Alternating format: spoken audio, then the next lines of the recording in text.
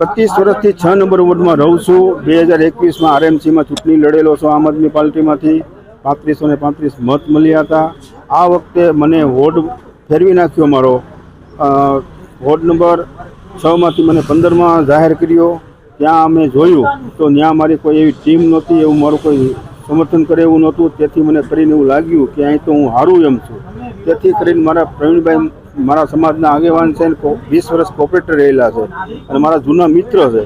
એના કહેવાથી એને હું પ્રવીણભાઈનું મારું સમર્થન ભાજપને આપશે તો હું પણ ભાજપને આપી દઈશ। આમ આદમી પાર્ટીને ત્યાં 15 નંબર વોર્ડમાં કોઈ મત આપે એમ જ છે જ નહીં। એ ભાજપ કોંગ્રેસનો ગઢ હતો, પણ આ વખતે એવું લાગે છે પ્રવીણભાઈ સોરાણીને ટિકિટ આપવામાં આવી નથી।